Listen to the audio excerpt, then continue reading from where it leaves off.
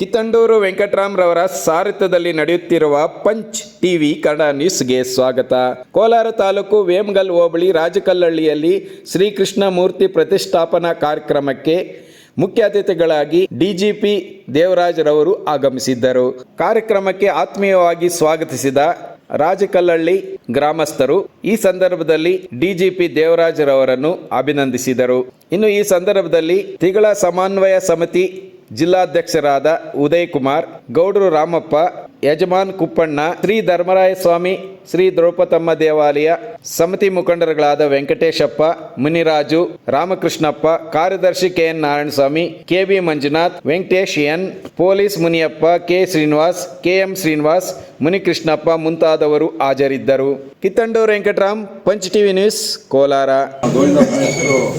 ನನಗೆ ಇವತ್ತೇ ಗೊತ್ತಾಗಿದ್ದೀನಿ ಗೋಬ್ರವರು ಅಂತ. 2011ರಿಂದ ನಮ್ಮ ಆಫೀಸ್ ಬರೋರು ಇವ್ರದ್ದೊಂದು ಗೆಳೆಯರ ಬಳಗ ಅಂತ ಇದೆ. ಒಂದು 4,000 ಮಕ್ಕಳಿಗೆ ಪ್ರತಿ ವರ್ಷ ಬುಕ್ಗಳು, ಬಟ್ಟೆಗಳು, ಸ್ಕೂಲ್ ಬ್ಯಾಗು ಅವರೊಂದು 5 ಜನ ಮಾಸ್ಟರ್ಗಳಿದ್ದಾರೆ ತೊಗೊಂಡು ಬಂದು ಎಲ್ಲ ಶಾಲೆಗಳಿಗೂ ಹಂಚ್ತಾರೆ. ಆಗ ಒಂದು ಮಾರ್ವಾಡಿ ಅಸೋಸಿಯೇಷನ್ನ ಪರಿಚಯ ಮಾಡಿಸ್ಕೊಟ್ಟಿದ್ದೆ ಬೆಂಗಳೂರಲ್ಲಿ. ಆ ಅಸೋಸಿಯೇಷನು ಪ್ರತಿ ವರ್ಷ 4,000 ಮಕ್ಕಳಿಗೆ ಬಟ್ಟೆ ಕೊಡೋರು. ಫಸ್ಟು ನಮ್ಮೂರು ಕೋರ್ಗಂಡಳ್ಳಿಯಿಂದ ಶುರು ಮಾಡಿದ್ವಿ, ಆಮೇಲೆ ಮುದುವತ್ತಿ, ಬಿಗ್ಲಿ ಹೊಸಳ್ಳಿ, ಒಕ್ಲೇರಿ, ಹಂಗೇ ಮುಗಿಸ್ಕೊಂಡು ಈಗ ಈ ಶಾಲೆಗೂ ಕೂಡ ತಾಲೂಕು ಆಯಿತು, ಜಿಲ್ಲೆಗೂ ಸ್ಪ್ರೆಡ್ ಮಾಡಿದ್ದಾರೆ. ಭಾಳ ಸ್ವಲ್ಪ ಗೆಳೆಯರ ಬಳಗ ಒಂದು 8 ಜನ ಮಾಸ್ಟರ್ಗಳಿದ್ದಾರೆ, ಭಾಳ ಒಳ್ಳೆ ಕೆಲಸ ಮಾಡಿದ್ದಾರೆ. ಸೊ ಹಾಗಾಗಿ ಈ ಊರಿಗೆ 2ನೇ ಸರಿ ಇದು ಸಾರ್ವಜನಿಕ ಸಭೆಗೆ ಬರ್ತಾ ಇದ್ದೀವಿ. ಉದಯ್ ಕುಮಾರ್ ಅವರು ನಿಮ್ಮ ಸಮಾಜದ ಬಗ್ಗೆ ಹೇಳ್ತಾ ಇದ್ದರು. ನಾನಿಲ್ಲಿ SP ಇರಬೇಕಾದ್ರೆ ನಿಮ್ಮ ಸಮಾಜದ ಒಂದು ಸಂಘಟನೆಯವರು ಉದಯ್ ಕುಮಾರ್ ಸರ್ ಬಂದಿದ್ರು. ಅವಾಗ ಈ ಕರಗ ಅನ್ನೋದು ಅದೊಂದು ಸಾಂಸ್ಕೃತಿಕ ಕಾರ್ಯಕ್ರಮ ನಿಮ್ಮ ಸಮಾಜದಿಂದ ನಡ್ಕೊಂಡು ಬಂದಿರೋದು. ಮೊದಲಿಂದ ನಾವು ಚಿಕ್ಕಬಳ್ಳೂರಿಂದ ನೋಡ್ಕೊಂಡು ಬಂದಿರೋದು ಕರಗ ಅಂತ. ಸೊ ಅಲ್ಲಿ ನಮ್ಮ ತಾಯಿ ಊರು ಟೇಕಲ್ ಹತ್ರ ಒಂದು ಸಣ್ಣ ಹಳ್ಳಿ, ಕೊಂಡಶೆಟ್ಟಹಳ್ಳಿ, ಆ ಊರಲ್ಲಿ ಭಾಳ ಜನ ಇದ್ದರು. ಆವಾಗ ಸಣ್ಣದ ಕರಗ ಮಾಡೋರು, ಚಿಕ್ಕ ಊರಲ್ಲಿ ನೋಡಿ ಅದು ಕರಗ ಫಸ್ಟ್ ನಾವು ನೋಡಿ. ಇಲ್ಲಿ SP ಆಗಿ ಬಂದಮೇಲೆ ಒಂದು ಅರ್ಜಿ ತೊಗೊಂಡು ಬಂದರು. ಏನು ಅಂದರೆ ಯಾರ್ಯಾರು ಅದಕ್ಕೆ ಸಂಬಂಧಪಡೋರೆಲ್ಲ ಕರಗ ಮಾಡೋಕ್ಕೆ ಶುರು ಮಾಡಿದ್ರು. ಆಗ ನಾವೊಂದು ತೊಗೊಂಡು ಯಾರು ಶಾಸ್ತ್ರೋಕ್ತವಾಗಿ ಮೂಲತಃ ಸಮಾಜಕ್ಕೆ ಸೇರಿರ್ತಾರೆ ಅವರ ಮಾತ್ರ ಕರಗ ಮಾಡಬೇಕು, ಬೇರೆಯವ್ರು ಮಾಡಿದ್ರೆ ಅವ್ರ ಮೇಲೆ ಕಾನೂನಲ್ಲಿ ಕ್ರಮ ತಗೊಳ್ತಂತ ಒಂದು ಆದೇಶ ಕೂಡ ಹೊರಡಿಸಿದ್ವಿ. ಅವತ್ತಿಂದ ಆಚೆಗೆ ಬೇರೆ ಯಾರು ಕರಗ ಮಾಡ್ತಾ ಇಲ್ಲ, ಕಡಿಮೆ ಆಗಿದೆ. ಈಗ ಪೊಲೀಸ್ ಇಲಾಖೆಯಿಂದ ಪರ್ಮಿಷನ್ ಕೊಡೋದಿಲ್ಲ. ಈಗ ಹೋದ ವರ್ಷ ಮಾಡಿದ್ರ, ಅದು ಹಿಂದೆ ಮಾಡಿದ್ರ ಅಂದರೆ ಗೊತ್ತಾಗ್ಬಿಡ್ತದೆ ಇವ್ರು ಮೊದಲಿಂದ ಮಾಡ್ಕೊಂಡು ಬರ್ತಾ ಇದ್ದಾರೆ, ಇಲ್ಲ ಸುಮ್ಮನೆ ಈ ವರ್ಷ ಏನೋ ಒಂದು ಖುಷಿ ಮಾಡ್ತಾ ಇದ್ದಾರೆ. ಹಾಗಾಗಿ ಅದೊಂದು ಸರ್ಕ್ಯುಲರ್ ಒಂದು ಆದೇಶನೇ ಇದೆ. ಸೊ ಹಾಗಾಗಿ ಉದಯ್ ಕುಮಾರ್ ಹೇಳಿದಾಗೆ ಪ್ರತಿಯೊಂದು ಸಮಾಜಕ್ಕೆ ಅದರ ಸಾಂಸ್ಕೃತಿಕ ಹಿನ್ನೆಲೆ ಇರುತ್ತೆ. ಅದು ಎಲ್ಲರೂ ಒಟ್ಟಿಗೆ ಸೇರಿ ಒಂದು ಕಡೆ ಒಂದು ಸಂತೋಷನ ಹಂಚ್ಕೊಳ್ಳೋ ಅಂತ. ನಾನು ಇದಕ್ಕಿಂತ ಮೊದಲು 2020ರಲ್ಲಿ ವೈಟ್ ಫೀಲ್ಡ್ನಲ್ಲಿ DCP ವೈಟ್ ಫೀಲ್ಡ್ನಲ್ಲಿ ಡೆಪ್ಯೂಟಿ ಕಮಿಷನರ್ ಪೊಲೀಸ್ ಇರಬೇಕಾದ್ರೆ 1526ರಲ್ಲಿ ಕೆಂಪೇಗೌಡರು ಇದ್ದಂಥ ಸಮಯ ಅಲ್ವಾ. ಆ ಸಂದರ್ಭದಲ್ಲಿ ಧರ್ಮರಾಯ ದೇವಸ್ಥಾನ ಏನಿದೆ ಈಗ ಇದು ಮೆಜೆಸ್ಟಿಕ್ ಕಾರ್ಪೊರೇಷನ್ ಸರ್ಕಲಲ್ಲಿ ಮಾರ್ಕೆಟ್, ಅಲ್ಲಿ ಧರ್ಮರಾಯ ದೇವಸ್ಥಾನದಲ್ಲಿ ಮೂಲತಃ ಕರಗ, ಭಾಳ ದೊಡ್ಡ ಕರಗ ಅಂದರೆ ನಮ್ಮ ರಾಜ್ಯದಲ್ಲಿ ಅದೇ. ಸೊ ನಾನು ಅದೊಂದು ಆ ಏರಿಯಾದಲ್ಲಿ ಒಂದು 3 ವರ್ಷ ಕೆಲಸ ಮಾಡಿದ್ದೀನಿ. ಪ್ರತಿ ಕರಗಕ್ಕೂ ನಾನು ಅಲ್ಲೇ ಬಂದೋಬಸ್ತ್ ಮಾಡ್ತಿದ್ದೆ. ಅದಾದಮೇಲೆ ವೈಟ್ ಫೀಲ್ಡ್ ಬಂದಿದ್ದೀನಿ ನಾನು. ಅದಕ್ಕಿಂತ ಮೊದಲು ನಾನು BBMPಯಲ್ಲಿ ಕೆಲಸ ಮಾಡ್ತಿದ್ದೆ 2.5 ವರ್ಷ, 2013, 14, 15. ಸೊ ಹಾಗಾಗಿ ಕರಗದ ದ್ರೌಪದಮ್ಮನ ಆರಾಧನೆ ಮಾಡೋದು ಕರಗ ದಿವಸ, ಅದು ಶಕ್ತಿ ದೇವ. ಈ ಪ್ರಪಂಚ ನಡೀತಾ ಇರೋದೇ ಶಕ್ತಿ ಮೇಲೆ. ಆ ಶಕ್ತಿಗೆ ಬೇರೆ ಏನೇನೋ ಹೆಸರುಗಳು ಕೊಟ್ಕೊಂಡಿದ್ದಾರೆ. ಒಂದು ಕಡೆ ದುರ್ಗೆ ಅಂತಾರೆ, ಒಂದು ಕಡೆ ಮಾತೆ ಅಂತಾರೆ, ಇನ್ನೊಂದು ಕಡೆ ಬೇರೆ ಅವರವರ ಭಾವಕ್ಕೆ ಮಾಡ್ಕೊಂಡಿದ್ದಾರೆ. ಬಟ್ ಮೂಲ ದೇವರೇನಿದೆ ಶಕ್ತಿ ದೇವರನ್ನು ಆರಾಧನೆ ಮಾಡುವಂಥ ಸಮಾಜ. ಅದನ್ನು ಮಾಡುವಾಗ ಭಾಳ ಕಾಯ, ವಾಚ, ಮನಸ್ಸು ಎಲ್ಲವನ್ನು ಕೇಂದ್ರೀಕೃತವಾಗಿ ಮಾಡಬೇಕು. ಕರಗನ ಸುಮ್ಮನೆ ಮಾಡಬಾರ್ದು. ಸೊ ಅದು ಮಾಡುವಾಗ ಪೂರ್ತಿ ಮನಸ್ಸು ಅದರಲ್ಲಿ ತಲೀನರಾಗಿ ಮಾಡಿದ್ರೆ ನಿಜವಾಗ್ಲೂ ಶಕ್ತಿ ದೇವತೆ ಎಲ್ಲರಿಗೂ ಕಲಿತಾರೆ. ಅದಕ್ಕಿಂತ ಮುಖ್ಯವಾಗಿ ಶ್ರಮಜೀವಿಗಳು ಅಂತಂದರೆ ಮೋಸ್ಟ್ಲಿ ನಾನು ಭಾಳ ಅಪರೂಪ ಬಿಸ್ನೆಸ್ ಮನ್ಸನ್ನ ನೋಡಿರೋದು ಯೂಸ್ ಮಾಡಿದ್ದೆ. ಭಾಳಷ್ಟು ಜನ ಭೂಮಿಗೆ ದುಡಿದು ತರಕಾರಿ, ಹೂವು ಬೆಳೆದು ಬದುಕು ಕಟ್ಕೊಂಡಂಥ ಸಮಾಜ. ಸೊ ಹಾಗಾಗಿ ನಿಮ್ಮ ಸಮಾಜದ ಮೇಲೆ ಒಂದು ಭಾಳ ಗೌರವ ಇದೆ. ಸೊ ಅಲ್ಲಿಂದ ಪರಿಚಯ ಆದಂಥ ವಿಜಯ್ ಕುಮಾರು ಇವತ್ತಿಗೂ ಕೂಡ ಹಂಗೆ ಇದ್ದಾರೆ. ಇತ್ತೀಚೆಗೆ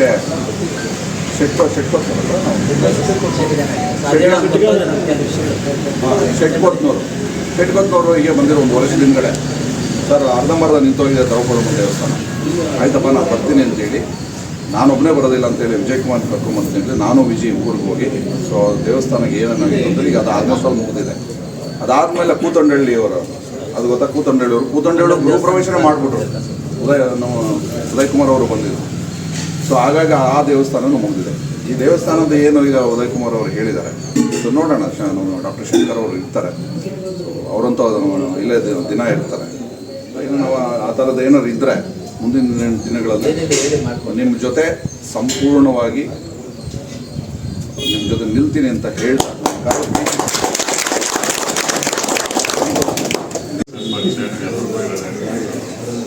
ಒಳ್ಳೆ ಕೆಲಸ.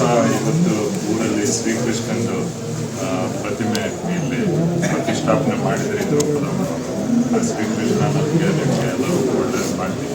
ಶ್ರೀಕೃಷ್ಣನ ಸ್ಟೋರಿ ನಮಗೆಲ್ಲರಿಗೂ ಗೊತ್ತೇ ಇದೆ.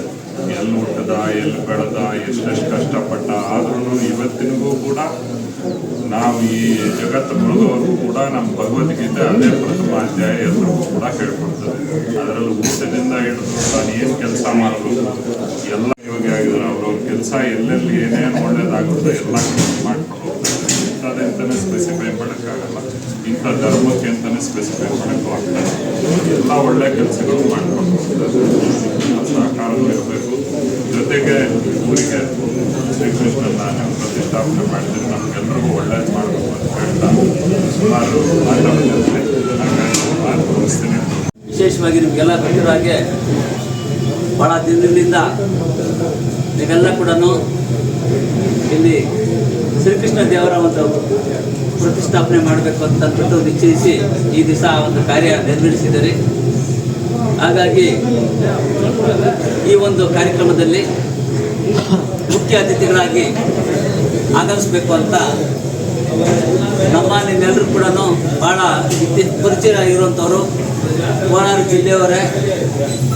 ಇಲ್ಲಿಂದಾನೇ ಒಂದು ಹಳ್ಳಿಯಿಂದ ಹುಟ್ಟಿ ಬೆಳೆದು IPS ಅಧಿಕಾರಿಯಾಗಿ ಅತ್ಯುತ್ತಮವಾಗಿ ಸೇವೆ ಮಾಡಿ ರಾಜ್ಯ ಮತ್ತು ರಾಷ್ಟ್ರ ಮಟ್ಟದಲ್ಲಿ ಕೂಡ ಡಿಪಾರ್ಟ್ಮೆಂಟಲ್ಲಿ ಒಂದು ಒಳ್ಳೆಯ ಹೆಸರು ಗಳಿಸಿ, ಜಿಲ್ಲೆಯಲ್ಲಿ ಒಂದು ಉತ್ತಮವಾದಂಥ ಒಂದು ಹೆಸರು ಗಳಿಸಿ, ಸಮಾಜ ಸೇವೆ ಕೂಡ ಜೊತೆಯಲ್ಲಿ ಮಾಡ್ತಾ ನಮ್ಮ ನಿಕಟ ಸಂಪರ್ಕದಲ್ಲಿರುವಂಥ ನಮ್ಮ ದೇವರಾಜ್ ಸರ್ ಅವರು ಬಂದಿದ್ದಾರೆ. ದೇವರಾಜ್ ಸರ್ ಅವರೇ ಹಾಗೆ ಇದೇ ಊರಲ್ಲಿ ಹುಟ್ಟಿ ವೈದ್ಯಕೀಯ ಕ್ಷೇತ್ರದಲ್ಲಿ ಅತ್ಯುತ್ತಮ ಹೆಸರು ಮಾಡಿ, ನಿಮಗೆಲ್ಲ ಗೊತ್ತಿದೆ ಕೋಲಾರದಲ್ಲಿ ನಮ್ಮ ಡಾಕ್ಟರ್ ಶಂಕರ್ ಅಂತಂದರೆ ಭಾಳಷ್ಟು ಜನ ಏನಾಗುತ್ತೆ ಸಂಕಟ ನಾನು ಇವ್ರ ಕಡೆ ಈ ಕಡೆ ಅವ್ರು ಕೇಳಿದಾಗ ಇಲ್ಲ ಭಾಳ ಕಡಿಮೆ ವೆಚ್ಚದಲ್ಲಿ ನಮಗೆ ಆಸ್ಪತ್ರೆಯಲ್ಲಿ ನಮಗೆ ಬೇಕಾದಷ್ಟು ಸಂಕಟ ಸ್ಥಿತಿ ಆಪರೇಷನ್ ಬೇರೆ ಬೇರೆ ಸೌಲಭ್ಯಗಳನ್ನ ಒದಗಿಸ್ಕೊಟ್ಟಿದ್ದಾರೆ ಅಂತ ವೈದ್ಯಕೀಯ ಕ್ಷೇತ್ರದಲ್ಲಿ ಉತ್ತಮವಾದಂಥ ಹೆಸರು ಗಳಿಸಿ ಸೇವೆ ಮಾಡ್ತಾ ಇರೋರು. ಮತ್ತು ಅವರ ಅಪ್ಪ ಅವರು ಕೂಡ ನಿಮಗೆಲ್ಲ ಗೊತ್ತಿದೆ, ಮನ್ನಣ್ಣಪ್ಪ ಅವರು.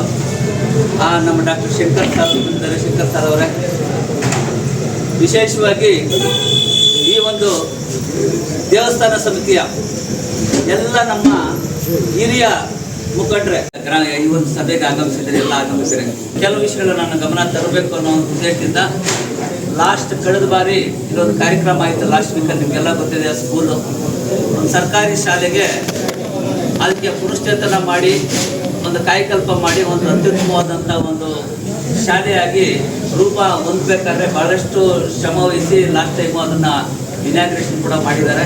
ಆ ಕಾರ್ಯಕ್ರಮ ಬಂದಾಗ ದೇವಸ್ಥಾನ ಒಳಗಡೆ ಹೋಗಿ ನಮ್ಮವರ ಒಂದು ದೇವರನ್ನ ಒಂದು ನಮಸ್ಕಾರ ಮಾಡಿಕೊಂಡು ನಮ್ಮವ್ರನ್ನ ಮಾತಾಡ್ಸ್ಕೊಂಡು ಬಂದಿದ್ದು ಸಾರ್ ಅಂತ ಅಂದ್ಬಿಟ್ಟು ಹೇಳಿದೆ. ಆ ದಿವಸ ಏನಾಯ್ತು ಅಂತಂದರೆ ತುಂಬ ರಶ್ ಇರೋದ್ರಿಂದ ಬಂದು ಮಾತಾಡ್ಸ್ಕೊಂಡು ಹೋದಾಗ ನಿಮ್ಮನ್ನು ಪರಿಚಯ ಮಾಡ್ಕೊಳಕ್ಕಾಗಲಿಲ್ಲ ಅವರು.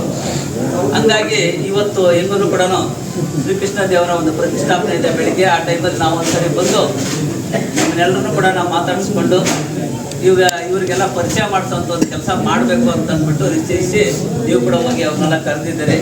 ನಿಮ್ಗೆ ಗೊತ್ತಿದೆ, ಒಬ್ಬ IPS ಆಫೀಸರು ಇತ್ತೀಚೆಗೆ ಅವರು DIG ಆಗಿ ಪ್ರಮೋಷನ್ ಕೂಡ ಆಗಿದೆ, ಜವಾಬ್ದಾರಿ ಇದೆ. ಅಷ್ಟೊಂದು ಜವಾಬ್ದಾರಿ ಇದ್ದರೂ ಕೂಡ ನಮ್ಮ ಒಂದು ಮಾತಿಗೆ ನಿಮ್ಮ ಮಾತಿಗೆ ಅವರು ತಿಳ್ಕೊಂಡು ಈ ದಿವಸ ಇಲ್ಲಿ ಬಂದಿದ್ದಾರೆ. ಒಂದು ವೇಳೆ ನಿಮಗೆಲ್ಲ ಗೊತ್ತಿರೋ ಹಾಗೆ ನಮ್ಮ ಸಮಾಜ ಯಾವ ರೀತಿ ಅಂತಂತಂದರೆ ಶ್ರಮಪಟ್ಟು ಏನು ವ್ಯವಸಾಯ ಆಗ್ಬೋದು, ತೋಟಗಾರಿಕೆ ಆಗ್ಬೋದು, ನಮ್ಮ ಒಂದು ಕಲ್ಪೇನಿದೆ ಭಾಳ ಒಂದು ಪ್ರಾಮಾಣಿಕವಾಗಿ ನಾವು ದುಡಿದು ಜೀವನ ಮಾಡುವಂಥ ಜನಾಂಗ ನಾವು. ಆದರೆ ಈ ಒಂದು ದುಡಿದು ಜೀವನ ಮಾಡಬೇಕಾದ್ರೆ ಅದ್ರ ಜೊತೆಗೆ ಏನಾಗುತ್ತಂದರೆ ಕೆಲವು ಆಚರಣೆಗಳ ವಿಷಯಕ್ಕೆ ಬಂದಾಗ ನಮ್ಮ ಒಂದು ರಾಜ್ಯಕ್ಕೆ, ಒಂದು ಸಮಾಜಕ್ಕೆ ಏನಾಗುತ್ತೆ, ನಮ್ಮದೇ ಆದ ಒಂದು ಸಾಂಸ್ಕೃತಿಕ ಕೊಡುಗೆ ಕೊಟ್ಟರು ಕೂಡ ಯಾರು ಕೂಡ ಅಲ್ಗೆಳೆಯಂಗಿಲ್ಲ. ಯಾಕಂತಂದರೆ ದ್ರೌಪದಮ್ಮ ದೇವಿಯ ಕರಗದ ಮುಖಾಂತರ ಈಗ ನೆಕ್ಸ್ಟ್ ಮಂತ್ ಸ್ಟಾರ್ಟ್ ಆಗುತ್ತೆ. ಇಡೀ ಕರ್ನಾಟಕದಲ್ಲಿ ಫಸ್ಟ್ ಪ್ರಥಮ ಕರಗ ಹೊರ್ತೂರಿಂದ ಸ್ಟಾರ್ಟ್ ಆಗುತ್ತೆ. 27ನೇ ತಾರೀಕು ಕರಗ ಅಲ್ಲಿ ಸ್ಟಾರ್ಟ್ ಆಯಿತು.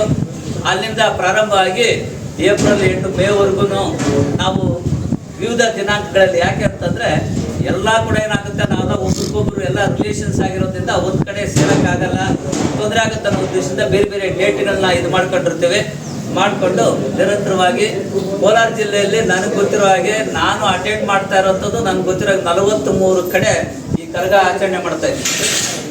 ಈ ಧಾರ್ಮಿಕ ಆಚರಣೆಗಳು ಮಾಡೋದ್ರ ಮುಖಾಂತರ ಏನಾಗುತ್ತಂದರೆ ನಾವು ನಮ್ಮದು ಒಂದು ಶ್ರಮ ಏನು ಕಷ್ಟ ಜೀವನ ನಡೆಸ್ತಿರೋ ಆ ಜೊತೆಗೆ ಏನಾಗುತ್ತೆ, ಒಂದು ಮಾನಸಿಕವಾಗಿ ನಾವು ಕೂಡ ಏನಾಗುತ್ತೆ, ಒಂದು ನೆಮ್ಮದಿ ಕಾಣಬೇಕಾದ್ರೆ ಆ ಭಗವಂತ ಕೃಪೆಗೆ ಪ್ರಾರ್ಥಾಗಿ ಒಂದು ಪ್ರಾರ್ಥನೆ ಮಾಡ್ಬೇಕಾದ್ರೆ ನಾವು ಒಂದು ದೇವಿಯ ಒಂದು ಆರಾಧನೆ ವರ್ಷ ಕೂಡ ಅತ್ಯಂತ ಒಂದು ಪ್ರಜ್ಞಾಪೂರ್ವಕವಾಗಿ ನಾವು ಇದನ್ನು ಆಚರಣೆ ಶಿಸ್ತುಬದ್ಧವಾಗಿ ಆಚರಣೆ ಮಾಡೋದು ಗೊತ್ತಿದೆ. ಎಲ್ಲ ಜಾತಿ ಜನಾಂಗದವರು ಕೂಡ ಅತ್ಯಂತ ಸಂಭ್ರಮದಿಂದ ಇದರಲ್ಲಿ ಇದು ಭಾಗವಹಿಸುವಂಥ ಒಂದು ನಿಜವಾಗ್ಲೂ ಕೂಡ ಏನಾದರೂ ಒಂದು ಕಾರ್ಯಕ್ರಮ ಇದ್ದರೆ ಅದು ಕರಗ ಮಹೋತ್ಸವ. ಬೇರೆ ಒಂದು ವಿಷಯಗಳು ಬಂದಾಗ ಕೂಡ ಅಷ್ಟೇ ಜನಾಂಗ ಬಂದಾಗ, ಯಾಕಂದರೆ ಸಂಖ್ಯೆ ಅಂದಾಗ ನಿಮಗೆಲ್ಲ ಗೊತ್ತಿದೆ, ನಾವು ಕೂಡ ನಮ್ಮದೇ ಆದ ಒಂದು ರೀತಿಯಲ್ಲಿ ಇಡೀ ಜಿಲ್ಲೆಯಲ್ಲಿ, ಯಾಕಂದರೆ ಬೇರೆ ಜಿಲ್ಲೆಗಳಲ್ಲಿ ಈ ಸಂಖ್ಯೆ ತುಂಬ ಕಡಿಮೆ, ಅತ್ಯಧಿಕವಾಗಿ ಗುರುಸ್ಕೊಂಡಿರುವಂಥದ್ದು ಕೋಲಾರ ಜಿಲ್ಲೆಯಲ್ಲಿ. ಯಾಕೆಂದರೆ ನಿಮಗೆ 43 ಕಡೆ ಈಗ ಕರಗ ಮಾಡ್ತಾರೆ ಅಂತಂದರೆ ನಾವೆಲ್ಲ ಕೂಡ ಆಲೋಚನೆ ಮಾಡಬೇಕಾಗಿರೋದೆ. ಸೊ ಹಾಗೆ ಈ ಥರ ಏನಾಗುತ್ತೆ, ನಾವು ಒಂದು ಚಟುವಟಿಕೆಗಳನ್ನ ಹಮ್ಮಿಕೊಂಡ್ಬಂದಿದ್ದೀವಿ. ಈ ದೇವಸ್ಥಾನಕ್ಕೆ ಸಂಬಂಧಪಟ್ಟಂಗೆ ಭಾಳಷ್ಟು ಕೂಡ ಏನಾಗುತ್ತೆ, ಒಂದು ಅಭಿವೃದ್ಧಿ ಕೆಲಸಗಳನ್ನು ಮಾಡಿದ್ದೀವಿ. ನಾನು ಕೂಡ ಸಾಕಷ್ಟು ಸತಿ ಹೇಳಿದ್ದೀನಿ, ನಮ್ಮ ಕೈಲಾದಂಥ ಒಂದು ಸೇವೆ ನಿಮ್ಮ ಜೊತೆಯಲ್ಲಿ ಯಾವಾಗಲೂ ನಾವು ಇರ್ತೀವಿ, ಜೊತೆಯಲ್ಲಿ ಕೆಲಸ ಮಾಡ್ತೀವಿ ಅಂತ. ಈ ಒಂದು ನಿಟ್ಟಿನಲ್ಲಿ ನಮ್ಮ ದೇವರಾಜ್ ಸರ್ ಅವರು ಯಾಕೆ ಅಂತಂದರೆ ಅವ್ರನ್ನೊಂದು ವಿಶೇಷವಾಗಿ ನನಗೆ ತುಂಬ ಅತ್ಯಂತ ಪ್ರೀತಿ ಯಾಕೆ ಅನ್ನೋದು ಕೂಡ ನಿಮ್ಮ ಮುಂದೆ ಹೇಳ್ತೀನಿ. ಅವರು ಕೂಡ ನಮ್ಮ ಥರನೇ ಒಂದು ಹಳ್ಳಿಯಲ್ಲಿ ಹುಟ್ಟಿ, ಕೋರ್ಗಂಡಹಳ್ಳಿ ಅಂತ ಇಲ್ಲಿ ಅವರು ಬೆಂಗಳೂರಲ್ಲಿ ವಿದ್ಯಾಭ್ಯಾಸ ಮಾಡಿ ನಂತರ ಏನಾಗುತ್ತೆ ಪೊಲೀಸ್ ಸರ್ವಿಸ್ಗೆ ಅವರು ಜಾಯ್ನ್ ಆಗಿ ಒಳ್ಳೊಳ್ಳೆ ಹಂತಗಳಲ್ಲಿ ಕೆಲಸ ಮಾಡಿದ್ದಾರೆ. ಈಗ ಎಷ್ಟೋ ಜನ ಏನಾಗುತ್ತೆ ಅಂದರೆ ಒಂದು ವೃತ್ತಿಯಲ್ಲಿ ತೊಡಸ್ಕೊಂಡ್ಬಿಟ್ರೆ ನಾನು ವೃತ್ತಿ ಆಯಿತು, ನಾನಾಯಿತು, ನನ್ನ ಕುಟುಂಬ ಆಯಿತು, ಅಥವಾ ಏನಾಗುತ್ತೆ ಲಿಮಿಟೆಡ್ ಆಗಿ ನನ್ನ ಸ್ನೇಹಿತರಾಯಿತು ಅನ್ನೋ ಲೆವೆಲ್ ಆಗಿರುವಂಥ ಒಂದು ಹಂತದಲ್ಲಿ ಇವರು ಅವತ್ತಿಂದ ಇವತ್ತವರು ಕೂಡ ಅಷ್ಟೇ ಜಿಲ್ಲೆಯಲ್ಲಿ ಬಹುಮುಖ ಪ್ರತಿಭೆ ಅವರು. ಯಾಕೆ ಅಂತಂದರೆ ಕೇವಲ ಏನಾಗುತ್ತೆ, ಅವರು ಒಂದು ಜನಾಂಗಕ್ಕೆ ಸೀಮಿತ ಆಗಿಲ್ಲ, ಒಂದು ವರ್ಗಕ್ಕೆ ಸೀಮಿತ ಆಗಿಲ್ಲ, ಎಲ್ಲ ಒಂದು ಯುವಕರಿಂದ ಹಿಡ್ಕೊಂಡು ಎಲ್ಲ ಸಮಾಜದಲ್ಲಿ ಕಟ್ಟಕಡೆಯ ವ್ಯಕ್ತಿವರೆಗೂ ಪ್ರತಿಯೊಬ್ಬರನ್ನು ಕೂಡ ಏನಾಗುತ್ತೆ ಅವರ ಕಷ್ಟ ಸುಖಗಳನ್ನು ಆಲಿಸಿ ಮತ್ತೆ ನಮ್ಮ ಜಿಲ್ಲೆ ಉದ್ಧಾರ ಆಗಬೇಕು, ಇದಕ್ಕೇನಾದರೂ ಮಾಡಬೇಕು ಅನ್ನೋ ನಿಟ್ಟಿನಲ್ಲಿ ನಿಮಗೆಲ್ಲ ಗೊತ್ತಿರಲಿ ಒಂದು DR ಅಕಾಡೆಮಿ ಅಂತ ಮಾಡಿದ್ದಾರೆ ಕೋಲಾರದಲ್ಲಿ. ಭಾಳ ಜನಕ್ಕೆ ಗೊತ್ತಿರಲ್ಲ. ಯಾಕೆ ಅಂತಂದರೆ ನೋಡಿ, ನಾವು ಎಷ್ಟೇ ಕಷ್ಟ ಬೀಳಲಿ, ವ್ಯವಸಾಯ ಅನ್ನೋದು ನಮ್ಮ ಬೆನ್ನೆಲುಬು. ನಾವೇನು ಮಾಡೋಕ್ಕಾಗಲ್ಲ, ಭಾರತದಲ್ಲಿ ಏನಾಗುತ್ತೆ ಬೆನ್ನೆಲುಬು ಅಂದರೆ ರೈತನೇ, ನಾವು ಮಾಡಲೇಬೇಕು. ಅದ್ರ ಜೊತೆಗೆ ಏನಾಗುತ್ತೆ, ನಮ್ಮ ಮಕ್ಕಳನ್ನ ವಿದ್ಯಾಭ್ಯಾಸ ಕೊಡಬೇಕು. ವಿದ್ಯಾಭ್ಯಾಸ ಕೊಟ್ಟರೆ ಏನು ಆಗ್ತೀವಿ ಅನ್ನೋದಕ್ಕೆ ಭಾಳಷ್ಟು ಉದಾಹರಣೆಗಳು. ಯಾಕಂದರೆ ನಿಮ್ಮ ಕಣ್ಣು ಮುಂದೆ ಇದೆ. ಮುನ್ನಣ್ಣಪ್ಪ ಸಾರ್ ಅವರು ಅವ್ರ ಫ್ಯಾಮಿಲಿಯಲ್ಲಿ ಡಾಕ್ಟರ್ಗಳಾಗಿರೋದು ಗೊತ್ತಿದೆ. ಮತ್ತು ಅವರು ಒಬ್ಬ ಸಿಸ್ಟರ್ ಈಗ AC ಆಗಿ ಸೇವೆ ಸಲ್ತಾ ಇರೋದು ಕೂಡ ನಿಮ್ಗೆ ಗೊತ್ತಿದೆ. ಒಂದು ಉತ್ತಮವಾದಂಥ ಉದ್ಯೋಗ ಹೋದಾಗ ಒಂದು ಸಮಾಜನ ಯಾವ ರೀತಿಯಾಗಿ ಕಟ್ಬೋದು, ಎತ್ಬೋದು ಅನ್ನೋದಕ್ಕೆ ದೇವರಾಜ್ ಸರ್ ಅವರು ಭಾಳ ನಿದರ್ಶನ ಅವರು. ಯಾಕೆ ಅಂದರೆ DR ಅಕಾಡೆಮಿ ಮಾಡಿ IAS, ನಿಮ್ಗೆ IAS IPS ಅಂದರೆ ಗೊತ್ತಿದೆಯಲ್ಲ, ಕೋಚಿಂಗ್ನ ಸೆಂಟರ್ ಮಾಡಿದ್ರೆ ಫ್ರೀಯಾಗಿ ಏನಾಗುತ್ತೆ ಜಿಲ್ಲೆಯಲ್ಲೇ ಬರುವಂಥ ಎಲ್ಲ ವಿದ್ಯಾರ್ಥಿಗಳು. ಯಾಕಂದ್ರೆ ನಮ್ಮದು ಒಂದು ಸಂಸ್ಥೆ ಇರೋದ್ರಿಂದ ನಮ್ಮ ಸಂಸ್ಥೆಯಿಂದ ಭಾಳಷ್ಟು ಜನ ವಿದ್ಯಾರ್ಥಿಗಳೆಲ್ಲೂ ಜಾಯ್ನ್ ಆಗಿದ್ದಾರೆ. ಹಾಗಾಗಿ ಯಾವತ್ತೂ ಕೂಡ ನಾನು ಇದು ಬಂದಿಲ್ಲ ಇಡೀ ಜಿಲ್ಲೆಯಲ್ಲಿ. ಯಾಕಂದ್ರೆ ನಾನು ಯಾವ ಎಲೆಕ್ಷನ್ ನಿಲ್ಲೋದಿಲ್ಲ, ಇದು ಮಾಡೋದಿಲ್ಲ. ಅಂದರೆ ಒಳ್ಳೆಯವರು ಅಂದಾಗ ಒಳ್ಳೆಯವ್ರ ಜೊತೆಯಲ್ಲಿ ಇದ್ದು ಏನಾಗುತ್ತೆ, ನಾವು ಕೆಲಸ ಮಾಡೋಂಥ ಸಂದರ್ಭಗಳು ಬಂದಾಗ ಮಾಡಲೇಬೇಕಾಗ್ತದೆ. ಆ ನಿಟ್ಟಿನಲ್ಲಿ ಇವತ್ತು ನಮ್ಮ ದೇವರಾಜ್ ಸರ್ ಅವರು ಈ ಊರಿಗೆ ಬಂದಿರೋದು ನಿಮ್ಮಷ್ಟೇ ಸಂತೋಷ ನಮಗಾಗಿದೆ ಸರ್. ಭಾಳ ಖುಷಿಯಾಗಿದೆ. ಮತ್ತೊಮ್ಮೆ ಏನಾಗುತ್ತೆ, ನಮ್ಮ ಈ ಒಂದು ಜನಾಂಗದ ಒಂದು ಸಂಘಟನೆ ಮತ್ತೇನಾಗುತ್ತೆ, ಈ ದೇವಸ್ಥಾನದ ಎಲ್ಲ ಕಮಿಟಿ ಊರಿನ ಎಲ್ಲ ನಮ್ಮ ಬಂಧುಗಳ ಪರವಾಗಿ ನಿಮಗೆ ಮತ್ತೊಮ್ಮೆ ನಾನು